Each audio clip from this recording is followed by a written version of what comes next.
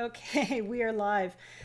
Woo! I'm a little nervous. I do a lot of live broadcasts for my students in my Fearless Artist community, but this is our very first time doing a series of sessions as a live video workshop. And so there's a little bit of anxiety. I'm hoping that everything will flow smoothly because, of course, when you're broadcasting live, there's always the possibility of technical difficulties. I wanted to let you know that was the very first thing is if for some reason I'm cut off, and it never happens, but if it were to, it would be today. So if I am cut off, hang around. Robin will direct you to either a fresh video link where we can continue, or if for some reason we have like ultimate disaster and I have no power and no internet and northern British Columbia just falls under darkness, we will reschedule with a different date. And so that, first of all, just getting that out of the way, now that we've planned for all contingencies, it's we're home free. It's not going to happen. So welcome to the Celebrating Winter Watercolor Workshop. This is something that I've been wanting to do for a while. Well, first of all, doing a winter workshop is something that I do annually anyhow. I like in December kind of having this little kind of wintry gift of a watercolor course for you to enjoy and just have celebrate the season. And it's usually painting winter scenes or something with a holiday theme. This year I wanted to do kind of Christmas card sized winter scenes, thinking about winter and how so many of us dread it. Let's look for the beauty in it, and then maybe it won't be quite so painful to go through a long winter. And so that's what we're going to do. I want my goal for these 4 live sessions. We're going to run for about an hour here. For me, that's 11 o'clock. We'll take an hour break, and then I'll be back for another hour today, and then the same thing tomorrow. You may not be able to paint along and keep up with me as I'm demonstrating, and often it's a real challenge when you have an instructor who's doing a demonstration to try to watch and paint along with at the same speed. So please don't feel like you need to do that. What I would encourage you to do is spend this hour watching and listening so that your full attention is on the lesson itself. And then you have that hour in between lessons to kind of experiment with what you've learned. I've found too that everybody paints at different speeds. And so, what works for me in 1 hour might take you longer, and that is okay. That is just part of this process of being an artist and being an individual. I wanted to quickly just show you the Celebrating Winter workshop page here. We're going to take a look at there we go. This is the course page at learn.angelafair.com. And most of you should have access to this page. The one exception is if you are participating in this course as a member, as a watercolor mastery member. If you don't have a paid membership to the Fearless Artist community, you won't be able to log into this course in this way. We can send you a link so that you can print off this supply list. That is okay, and we'll make sure to do that. Actually, it's available as a free preview as part of this course, so you can go right in and actually take a look at that. This supply list just tells you what I'm going to be using during the course. I'm using Arches watercolor paper in about a 5x7 size, and that's pretty small for me. It's going to be actually a challenge to paint to kind of my usual loose style in that size, but it's a really nice size for giving greeting cards or whatever, and also for painting in a short time period. The colors I'm using today, I've got about 18 different colors here that are from my Daniel Smith dot card. They're listed there, but I encourage you to use and substitute with what you have, and I'll try to give suggestions for substitutions as I paint. I'm working with 2 small round brushes. I'm going to try to stick to those brushes, and if I really need to get small and tiny, I might grab an even finer brush, but I'm going to try to stick with the brushes that I've listed here. And then you might see me bring out the watercolor graphite and my Schmincke Aqua Bronze, which is a shimmery metallic powder that dissolves in water. In the next part of the course, we have our reference photos. And Robin has shared a link to a Dropbox folder of those as well if you're not able to log into the course. And you can see we have a whole bunch of photos here, more than we can actually do through the course. So some of them I'll be putting together as like ideas. So like these two berry, or we've got these beautiful berries, bittersweet, and the snowy fruit. And I should mention that most of the reference photos you're going to see were provided by students in the Fearless Artist community. I want to thank you guys for sending me photos. I wish I could use them all. But it was really fun to choose pictures that would be fun to paint, and give us some different themes for our workshop today. I think for the fruit and the berries, we can combine those and do a loose variation of the two together. And my page just zoomed. We're going to start today with this solitary tree. So if you want to go ahead and download that, you're sure welcome to do that whenever you're ready to do that, or during our break. That will be our first one to work on. And actually, we're also going to work on one that I don't have in the course.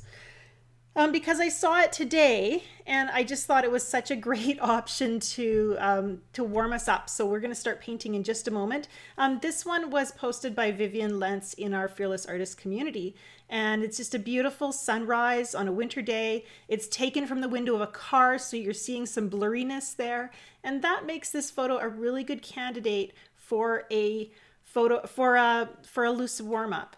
I often like working with blurry or poor quality photos because when you're working with a photo that has some flaws, it actually gives you freedom to leap in and improvise and paint it in your own way. So we look at this reference photo, we get a sense of the colors and the shapes, and I'm just going to squint at it for a second. I want to identify the patterns of light and dark, and then I can go to my work surface and start painting.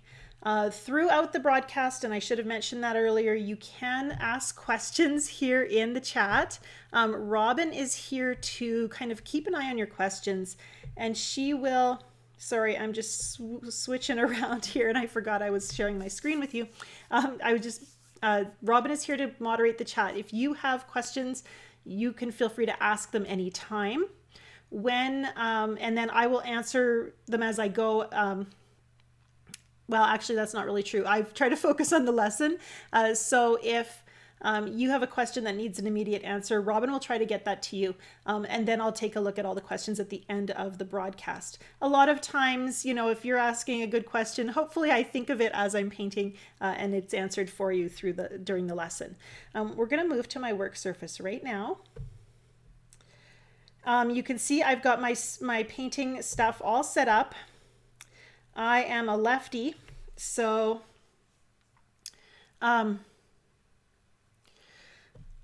here we go. I'm left-handed, so I keep my paints on the left-hand side of my work surface, so my hand is easily accessing the paint without having to drip on my paper. You can see, and I'll show you where did it go? There it is. This is my Daniel Smith dot card. These are colors I chose from Daniel Smith's catalog of colors. They have 200 plus, so it was hard to narrow it down to just 18, but these are 18 that I find to be very versatile, really fun to work with. They're colors I go to again and again. So I thought they'd be a great choice for this lesson and this workshop. And it keeps me from getting distracted by other new and fun colors in my palette, just to have them all right here. My Daniel Smith dot card, I know you're going to ask, it's not available for purchase, I'm afraid. I have a nice stash of them that will be going with me to my in-person workshops this year or next year. So that is, and I just have enough for those workshops. I have 2 water containers. I have one for cleaning my brush, my dirty brush, one for clean water for mixing and giving my brush that second rinse, so my water's my paint is nice and clean. I have, again, my 2 brushes. These are actually travel brushes, so they actually come apart and fold up. If you're working with a travel brush, make sure you're very careful when you fold them together, not to bend any of those bristles back. It's really hard to restore them. This one's a quill brush and this one's a number 8 round. I expected that the quill would actually be a little bit fuller than the round, but you can see that the quill seems a little bit finer and it's got a little bit more of a point. So I'll probably be using this one the most. I also have a sushi plate over here. This is just for mixing my colors. And I've taped my paper to a board. With paper this size, you don't really need to stretch it or anything like that. And I never stretch my watercolor paper. But if if I were painting just on my own in the studio, I might not even tape it down. But to make it easier for you to see everything I was doing, I wanted to have it taped on all 4 sides so it stays nice and flat while we're painting, because it will curl a little bit if you're not taping it down. So we're starting with our warm-up. With that beautiful sky reference photo, I'm going to pop it up right here. And there we go. So, oh, and you're not seeing it because it's behind. I can fix that. Live video, right? There we go. Okay, I won't have that problem happen again. So we've got our reference photo up at the top and a nice juicy brush. We're gonna just start, and this is the warm up. And I really like warming up because I come to the studio and of course I'm teaching a workshop today, so I'm a little bit nervous about that and wanting everything to go well. So there's a little bit more riding on having a good painting turnout than usual. But even when I'm just painting for myself, you know, I always just really want my painting to be good, and I worry about, well, you just have, there, it just feels like it's really hard to let go of that idea that every painting should be flawless. So I come to the studio first of all and I play. This is Opera Pink. If you're not a fan of Opera Pink, you could use Quin Magenta. Holbein makes a bright rose, which is a lovely color. The other red I have in my palette is a carmine, but the Opera Pink just has a beautiful hue and I really enjoy it. So I don't let the low light fastness rating that it's been given bother me. That is lavender. Doesn't that look beautiful? And a little bit of cobalt violet. And I'm working on dry paper. I like painting with dry paper, and very rarely will I wet the whole page. When I start painting, I'd rather add my water as I go. Then you have that opportunity to create edges that you won't have if your paper's totally wet. And now my sky is totally wet, except for two little spots right there. One thing I forgot to do that I should have done is had a little less water in my water containers. Because I'm working with these travel brushes, I don't like submerging them in water. Generally, I like to have enough water in my water containers to just go up to the edge of the ferrule and not past, so that I'm not getting water in behind that little sleeve that holds the bristles in place. So now I have to try not to submerge it under the water. Let's put in that dark land mass, and I'm going to use Moonglow for that. And it's just a kind of a murky violet, so you could use a purple and add a little bit of yellow to your purple, and that would give you kind of a neutral violet that would look really nice. We want, when you're working with a sky like this, you want the landscape to be fairly subdued. This is Verditer Blue. And this feels really pretty. I like the way everything's flowing together. Because the sky needs to feel bright and illuminated, you want your landscape to, in contrast, feel a little more dull and dark, more shadowed. We have lots of light in the sky, so that's going to throw a lot more shadows on our landscape, especially because the sun is setting behind the hill here, or behind the horizon line. And so, you know, this area nearer to the viewer is going to be under some cast shadow. Now I'm a little bit tempted, actually I'm going to go back in with my Opera Pink first of all, because as I've added additional colors, you can see my pink has just gotten a little quieter. And so if I want to brighten it up, often I'll take that first color that I painted with and I'll add it in twice. I'll go in again just to bring that color back. Often we start with a what would you say, most important color, kind of our focal point color. But then as we add new colors, it gets a little bit drowned by those colors. And so it's really, I find often that I will go in a second time. I'm going to clean that yellow before I use it. It's got a little green on top, and I don't really want that in my landscape. Just the green is sitting on the surface of the dried paint. So now let's try adding a little yellow in there just to give us maybe a bit of an orangey tone down where the pink is kind of the brightest. I'm being really gentle here. I feel like with loose painting, I'm very seldom, scrubbing or putting a lot of pressure on my paint or my brush. So often it's just about using a light touch and inviting the paint to move on its own.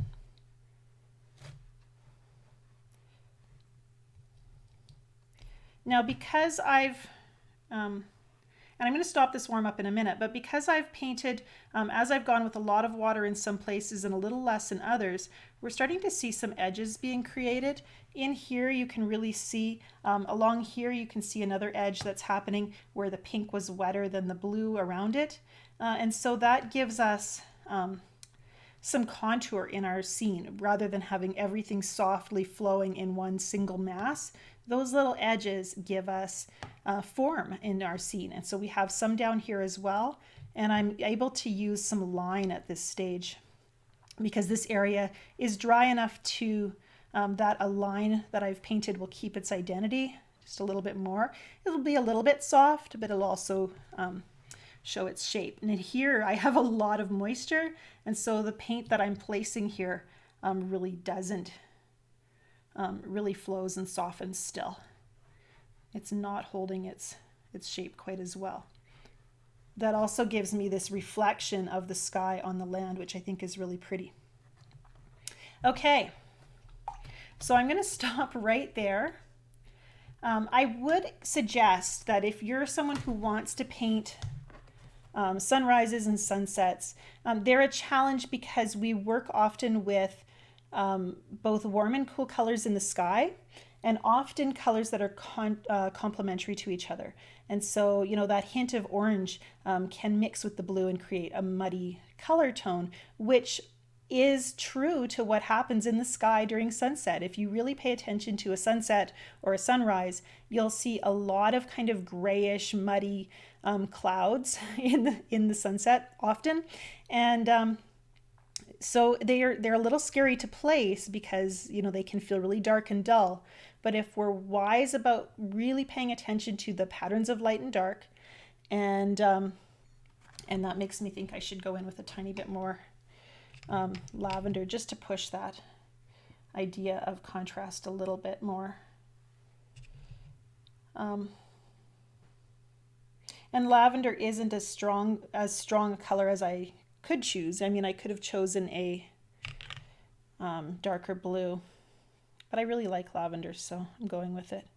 Again, that idea of painting for my own pleasure means I get to choose colors that please me. Oh, and I'm kind of falling in love with these little sweepy, soft brush strokes that hint at sky as well. Look at how that gave us some new form. I'm glad I didn't hold back and just say, oh, I'm done.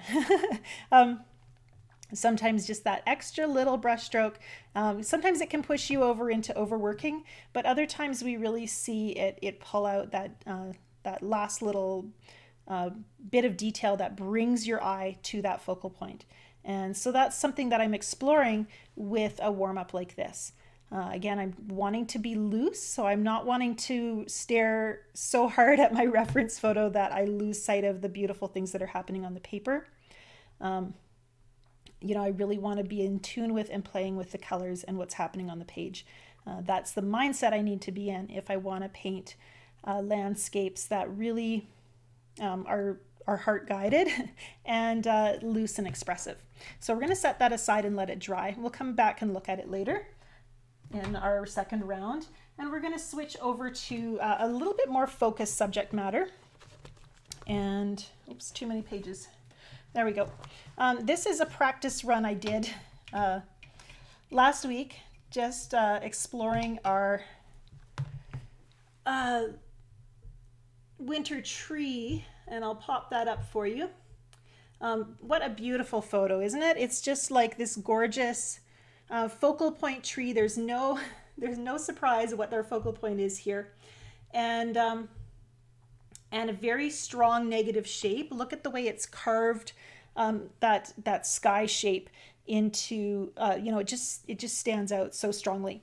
Most of us would paint a reference photo like this with masking fluid. We'd really want to leave those whites, and so we'd likely plan to paint with some masking fluid to start with, and I've actually prepared a piece with masking fluid on it, so that we can compare. So we can try a version where we don't use masking fluid, and we can try a version with, and just see which one we prefer, and see what the differences between them are.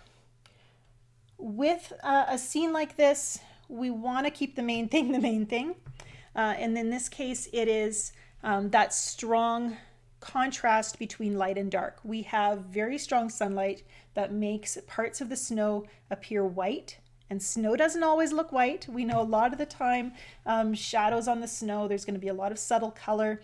It's going to reflect the sky. If we are experiencing a sunset, you might see pinks and yellows, and on the snow, we're all accustomed to the blue shadows that we see. Snow is definitely not always white, and we're going to see that even more during the workshop, as the workshop continues here. So here we know we want to keep those strong whites. We want to place the strong darks.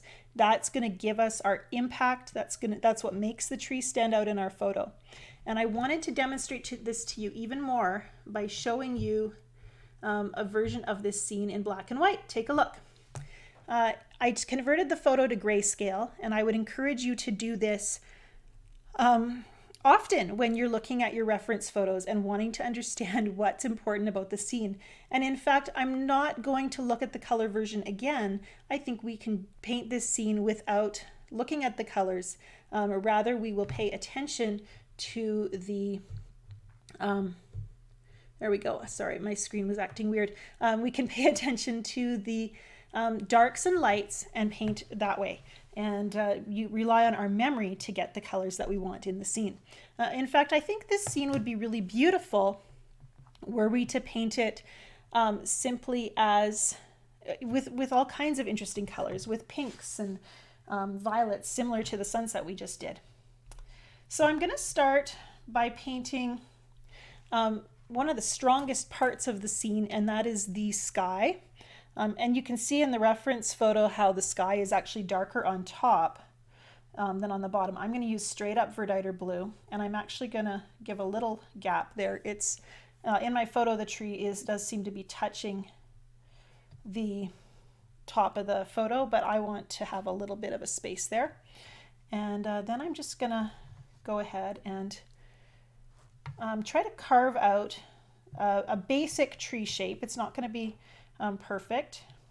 I'll put a little hole there, so maybe there's a hole in the branches. And it doesn't need to be precisely like the reference photo. It's gonna go down about just above halfway. We'll stop right about there, and just fill in those blues. Now, Verditer blue is quite a granulating color, so there might be some texture in my sky that's not in the reference photo, and I'm okay with that. I like this particular color. If you don't have Verditer blue, though, you might like using cobalt or ultramarine. Actually, a cobalt or an ultramarine with a little bit of phthalo blue might be a nice balance, because you'll get that little bit of sky color.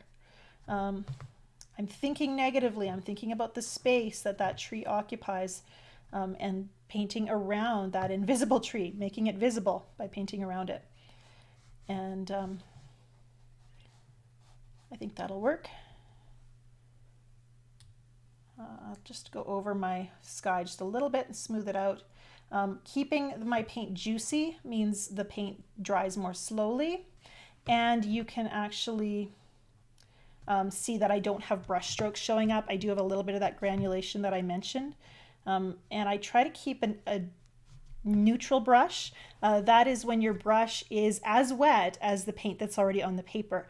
If I were to go in with a really wet brush into a drying wash, that's where you start getting blooms and watermarks. And actually there's kind of a watermark happening there. So just try to even out that moisture so that it matches this area of the page. And I'll do the same here too. Again, I kind of like the texture created by watermarks, so I'm not going to worry about it too much.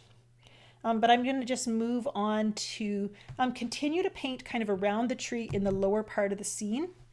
I'm going to leave a space, and I'm going to change up my colors.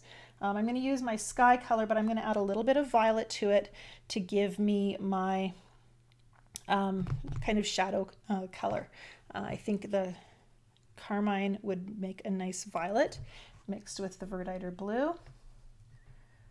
And I'm just doing a little puddle of that in my sushi plate here. And so we're going to carve out that big shadow shape that's on the lower part of the painting here. And so I keep looking at my reference photo. I want to get approximately, we're looking at patterns, so I want to get that dark shadow. I'm not really as dark as the sky, and I'd like to be close to it. In fact, maybe even a little bit darker. And that's something I could build up in a couple layers, but this is, this workshop is about painting small paintings in 1 or 2 sessions. It shouldn't take many layers, many sessions to create these wintry scenes. This lower shadow is lighter in value, so we're going to add some water and let it flow. And so I'm looking at the overall pattern of light and dark. Our darkest shadow up here, which I could even darken even a bit more. And fading down to lighter over here. I'm also going to pull up into I'm going to start pulling up into the tree and painting inside the tree a little bit. And this is where things start to get scary. Because we have not used masking fluid, we need to be careful to leave space for the snow. So I'm going to paint the secondary, like kind of the second lightest value. So there's the white snow, and then there's the kind of lighter shadow that the snow casts, or that is cast on the snow. So we're going to try to paint that. And I'm going to try to squint at my tree and look for the whites and paint around those whites with this lighter color. This is negative painting technique. And the good news is I don't have to worry about the darkest darks. I just have to leave those whites at this point and approximately in the places where I can see them in my reference photo. And I'm diluting the color quite a bit so we have a lot of softness and a very delicate transition. As I move up towards the top of the tree, I'm actually going to try to avoid touching the blue sky because it is still wet. And that is one of the challenges of painting everything in one sitting, is knowing that you've got that that chance of bleeding color, which I don't really want. I want the tree to feel nice and crisp, so I need to try not to touch those blues. And also the snow, we want the contrast of snow against sky, and so the snow should be on the outer edges of the tree most of all. There's going to be a little more shadow where the branches are more thickly clustered together. Okay, let's just set this aside for just a moment. There's a really pretty separation of color that's happening there. Isn't that gorgeous? Let's go over to our mask tree, and we're going to do kind of the same thing. We're going to get to the same point in this. And if you're working with small paintings, like I said, they're short session paintings, and so we want to maybe have several on the go. Now this is going to feel a little different because my masking fluid is the white. I can paint right up to that, and I've been painting around my whites up till now, so this feels a little odd. And I don't want to paint inside of my tree shape because not with this dark of a blue. So I'm still kind of tempted to, I don't know what I'm doing. I'm kind of tempted to go and leave a white space there too, because I didn't mask that, and it feels like it should be a branch. What I will do instead is go really pale and soft right there so that I can overlap some tree branches in a green after it's dry. Again, using juicy colors helps me to get that nice flow where my sky looks unified. Using Verditer blue gives me a lot of texture so that it might look unified, but it also looks not perfectly smooth, and that gives me just an more interesting looking sky. Ultramarine blue will do a similar granulation. Cobalt is probably the smoother of the two. And let's actually experiment. And every painting is an experiment. And this is one thing I struggle with masking fluid, is that with masking fluid, you really don't see what your painting looks like until the masking fluid comes off. And so there is a little bit of that painting blind, which I think I struggle with. I really like to know what it's going to look like. So I'm going in with that very pale violet blue to get that secondary shadow in.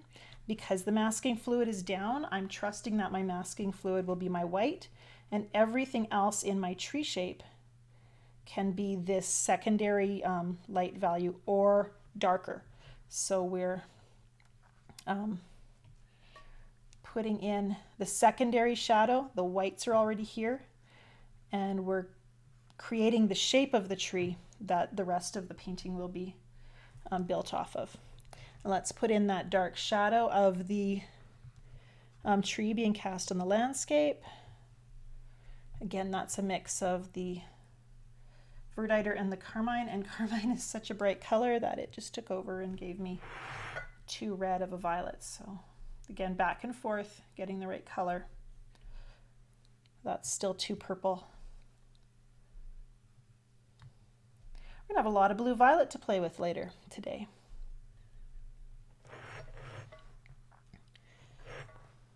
So we'll place that rich violet in here. Because the tree is a little wet there, it's going to flow in a little bit, which I think will be pretty. And then as we move down the page, I get a little paler with that shadow color. Notice that they're in the reference photo, there's a lot of line and different things happening in the shadows there. I'm not obsessing about that. I'm going for the major principles that I see, not agonizing detail. For a painting this size, you really don't want to be too obsessed with those small transitions in the shadows or in the details. I'm going to drop in just a little bit of a third layer kind of color. It's so hard for me to imagine what this is going to look like when the masking fluid comes off. I know I'm going to want some darker shadows immediately under and around the masking fluid, so I'm going to dot those in right now. But I don't want to touch this too much more. We're going to let it dry completely, and then we'll be able to evaluate. I am going to put in just that a little bit of blue shadow in the snow as well. And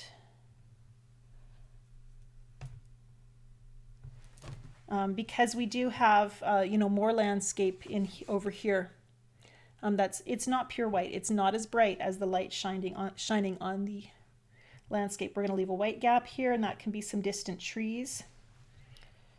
And then everything else can be a very, very pale blue. And the same thing here. And I'm not obsessing about all the shapes in the background either. There's other trees back there. There might even be buildings. I'm not thinking about those. I'm just getting that. Remember, our tree is the focal point, so we're focused on that. So we're going to let that dry. We'll come back to see that in our second session today. And we're going to go back to the non-masking fluid version. And let's just compare them for a second. Very different already because, well, for one thing, I didn't tape this one down, so I painted right to the edge. So I have a little bit of a larger size there. Just realized that now. There's a little bit more watermark going on here as well. I wasn't as careful about the Verditer blue and flowing it smoothly. Personally, I spend very little time obsessing about getting a perfectly smooth wash. It's so much work. It's so risky to try to get that smooth wash with no watermarks in it. I've been painting in watercolor for 25 years, and I would prefer to invest my energy into kind of spontaneous beauty than trying to get master a very highly technical skill, making a flat wash that is also very dependent on your paper, on your climate, on the size of your brush, and the pigment qualities of your paint. So I don't spend a lot of time trying to get those flat washes. I have a lot of fun with the texture that's created in something like this. Okay, so we are going to have a very different feel between these two paintings, and I think that's good news. For this stage of the process, you might think that I'd be planning to go to my next darkest shadow, so I would have gone from white to maybe a second, a number 2 kind of grayscale value, and then maybe a number 3 or 4, but I'm not going to do that. In fact, I'm going to go right to my darkest dark at this stage. And to do that, I'm going to paint some of the greens in my tree. And in the reference photo, I don't know that they really look like gray or green. It's so dark, and you might be seeing a black. And that is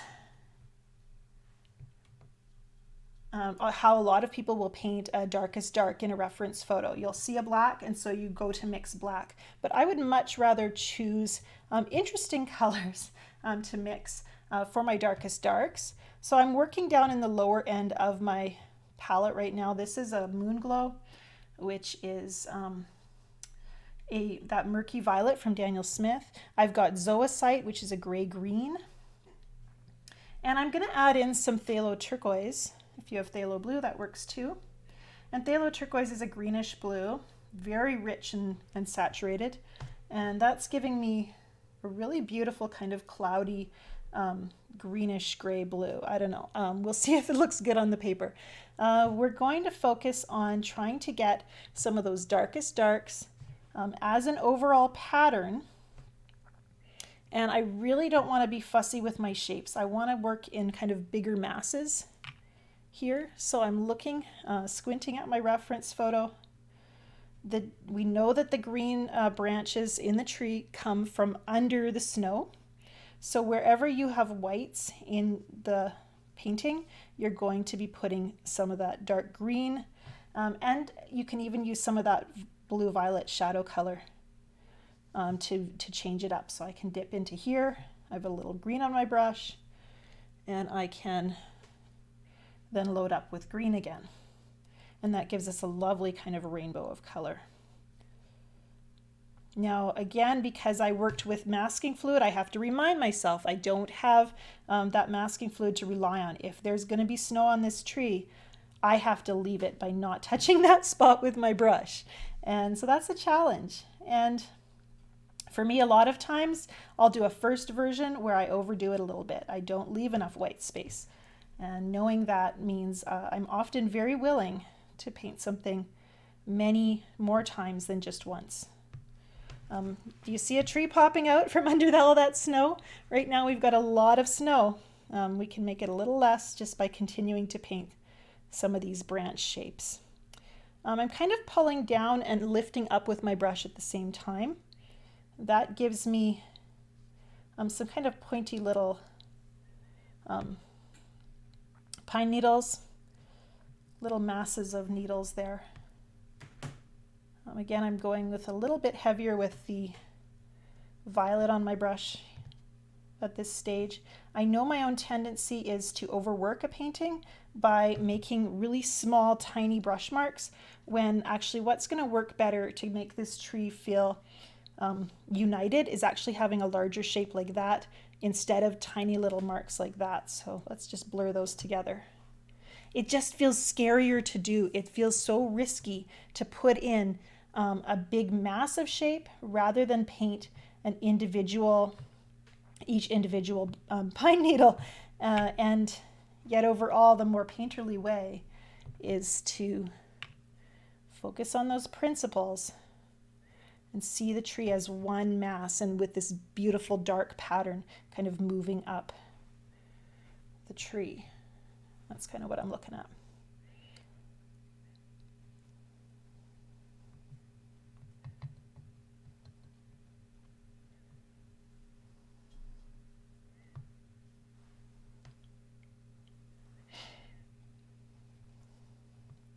Now, when I look at my reference photo, it's looking for those patterns, but I have to also know that where the snow has landed in this painting, you know, the whites aren't in the exact place that my reference photo might tell me they are. So I have to be willing to respond to the way the whites have been placed on this paper. I think that makes sense. If there's a white spot over here, it means there's snow there, and I have to paint it accordingly and put some of those little branches underneath.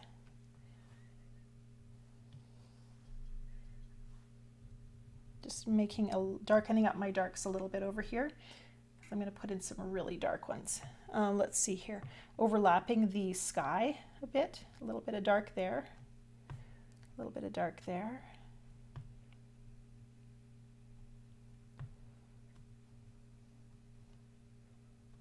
The more contrast we create here, the more appealing it is to look at. So, you know, the more it draws the eye across from across the room and brings somebody in to look at the painting closer. So we want that strong contrast to happen.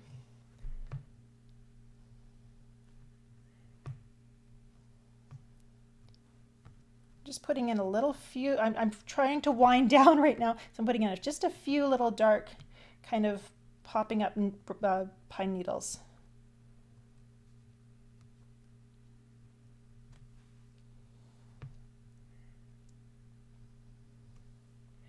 And I'm going to stop with those darkest darks right now.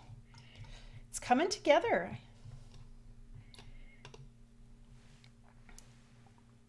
There's a little bit of busyness down at the bottom. I'm not going to worry about it right now. I do want to darken up this shape here, and I want to put in that pale blue distant snow, because I think I need that at this stage to help bring the tree forward. Right now it's kind of blending into the background here. I lost the little petal of blue violet that I had over here. I turned it into green. Oh yeah, the carmine. I can grab a little bit from there. And again, leaving that gap, although my sky is drier on this tree than the other. And painting around some snow here. I've gone quite a bit darker than I need to. When I go too dark, you notice I haven't pulled out any paper towel yet. I can just use water to pull that color down and lighten it a bit.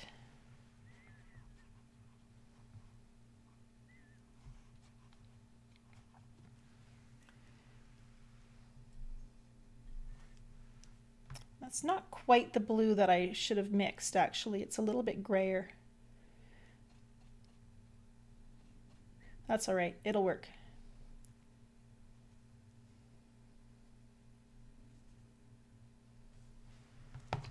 Now I'm wondering if now would be a good time to add just one more secondary shadow in this tree. I can't do it with the other version. You notice I'm ahead. Masking fluid doesn't save you any time, at least not at this point, because I've been able to add my darkest darks. This is wet still, so I'm not going to touch it now. But this one, I think I could probably take, I'm going to have to clean my sushi plate just a little bit, take some of that green off. And I think then I should be able to make kind of a middle value shadow color. and just add a little hint of that. There's a few places where if I add that middle value color beside the pine needles, it's going to give us one more degree of shadow. And I think that will also help with our contour of our tree, just give our tree a little bit more shape.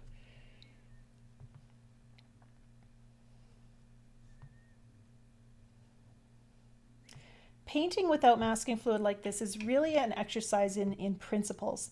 It's in seeing the overall patterns in the scene.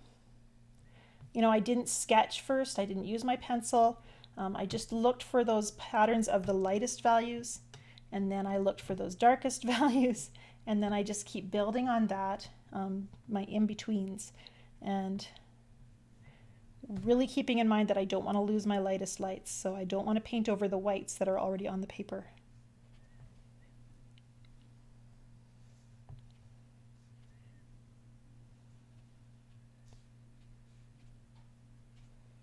I'm just pulling a little bit with my brush to kind of blend some of these shapes together. It worked in my earlier version, which I'm kind of glancing at. Notice how this looks quite a bit darker as well. We can build up our darks after, but notice how all my darks are connected in this. That gives me confidence to be a little bit braver in how I connect my shapes here.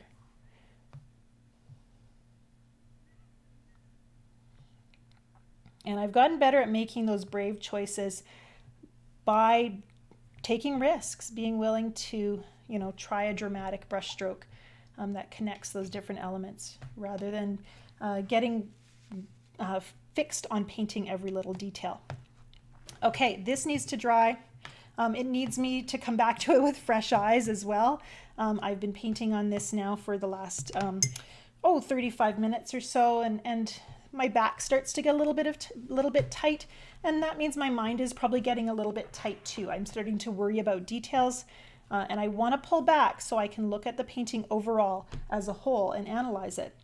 I also need to wait for my tree to dry, so we can come back to that in just over an hour for our second session. We have about 15 minutes left in this lesson, and so that's going to give us some time to do a little bit of planning. So let's just switch the camera over and take a look at our reference photos one last time. And I'll answer your questions too here if you have some that I haven't covered in the broadcast so far. What I want to do when we come back in our second session is I want to spend time talking about value again, which is a serious topic for a Christmas card course. I'm just looking at the reference photos, and I'll show them to you here. There we go. So back at the reference photo page, we have this frosty winter scene, which we could do as a value study. Look at how this is the color version of this scene. And I love that winter actually gives us this opportunity to paint value, to see value and to paint it. We get stronger at painting value when we learn to observe it, and we can really do that on a gray and snowy day. We have this snowy day with the tractor. This snowy creek is another strong contrast value study. These two here are a little more transitional. There's a wider range of values, and then they're very strong contrast between light and dark in this snowy creek. We're also going to, we worked with our solitary tree doing our strong point of interest.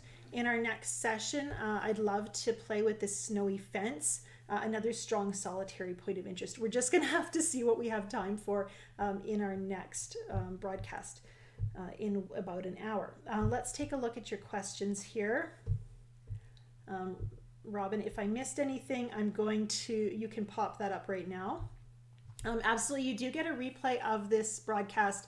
This video will be available within the course page at learn.angelafair.com. So any of you who have purchased the course, you can go there and view that anytime. If you're in the Fearless Artist community as a member, that is a part of your course bundle, and you can go in and view that anytime, as well as the 5 other winter watercolor courses that I've created. Also, in this next hour, you can paint on your own and just kind of work with this topic, our solitary tree. Maybe we should put some Christmas lights on it. If you are I don't know, not painting today, that's okay, that's allowed. You are also, with your purchase of this course, you also received a coupon for a month's free membership in the Fearless Artist community at fearlessartist.net. You can make sure you redeem that coupon so you can go into the Fearless Artist community, share what you're working on, and get feedback from the other artists in the community and from myself. I'm there almost every day, interacting with my students in the community. We have so much bonus content that happens there as well. That's why we wanted to include that with this course, giving you the opportunity to get to know whether or not that community is a great fit for you. We really believe it is the best and most supportive community for artists on the internet. I see there's a question about the palette I'm using, the one that doesn't have a mixing tray. I will grab the link for that, and I'll share it in our second session today. I'll find it. I just bought it and I'm getting to know it. Regarding masking fluid, and actually I'll switch over to my work surface so I can show you how I use masking fluid. We'll just do a little tutorial on that right now. The masking fluid that I really like is this Pebeo drawing gum. It's the blue stuff. They have one that's called non-toxic or something, and it's apparently not as good. This is the only one I've tried. But I like the Pebeo drawing gum. I've used Winsor & Newton's as well, and it was a little bit less reliable when it came to it possibly having difficulty with removing it, or even I felt like I had more trouble applying it as well. So the Pebeo drawing gum, it's just a gray, it goes on gray, and it was funny because I struggled with masking fluid for a long time before I found out the trick for using it and not ruining your brushes. You can now buy these little silicone tools. These are called color shapers to apply masking fluid. They're silicone, so the masking fluid won't stick permanently to it. But if you want to use a brush, if you like the results you get with a brush, what I like to do is coat my brush with soap, and this is just a bar of homemade soap, and I just make sure my brush is totally coated. You can also use dishwashing liquid or liquid hand soap. Those all work, but if you can saturate your brush with that soap, then you can pick up the masking fluid and it will not dry and stick onto your brush. So that is the way to go. If you're working with masking fluid for quite a while, you're going to want to recoat the soap from time to time. But that is the trick. Soap coated on your brush bristles will make a big difference. I would still be very careful when I dip in the masking fluid not to saturate my brush right up to the ferrule, because what you really don't want is to have the masking fluid up inside where the bristles actually attach to the brush handle. It's actually, if you do have masking fluid dried on your brush, I have a brush cleaner that I purchased a long time ago that will remove the masking fluid, but it's really hard to get any accumulated dried paint or masking fluid out of your brush if it's in the upper part up here. So just keep that in mind. Because sometimes I even cheat and use a watercolor brush, not my expensive ones, but I'll use a watercolor brush for acrylic paint if I just really need a certain brush size and I don't have it in any other brush. And then if it does dry, it's really helpful to have those brush cleaners on hand.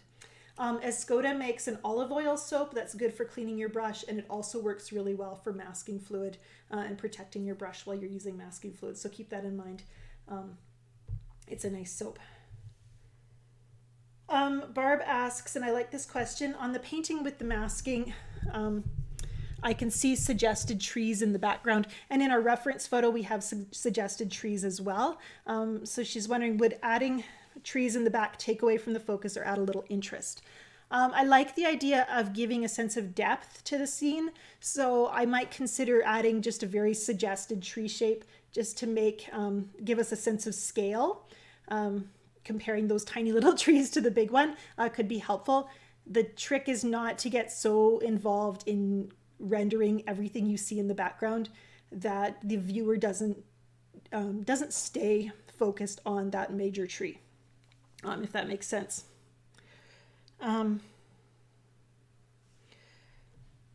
let me just take a look at see if there's any other questions that I'm missing. Oh, Robin has mentioned, I mentioned the free month in the Fearless Artist community if you have purchased Celebrating Winter.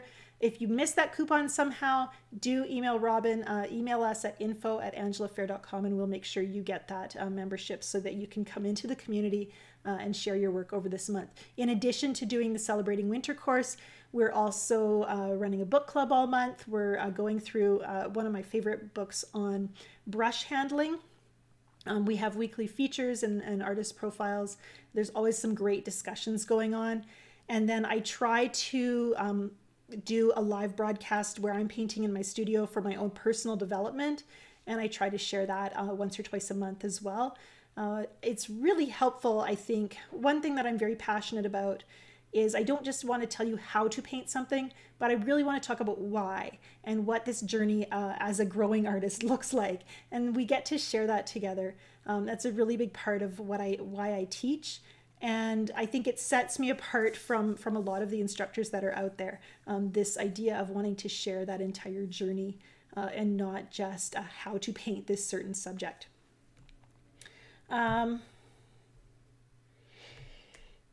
Bev asks, does this course stay within the Fearless community, or is it only available for 1 month? Anybody who is a paid member, an enrolled member in the Fearless Artist community, gets access to all of the watercolor courses that I've ever made, except for Watercolor Mastery, as long as their membership endures. So as long as you're enrolled in the community, you can just go in and you've got this smorgasbord of online courses. And that includes all of the winter courses that I've done, including this one. I'm at 6 now. It's my 6th year of teaching online. I did my very first watercolor course back in November of 2013.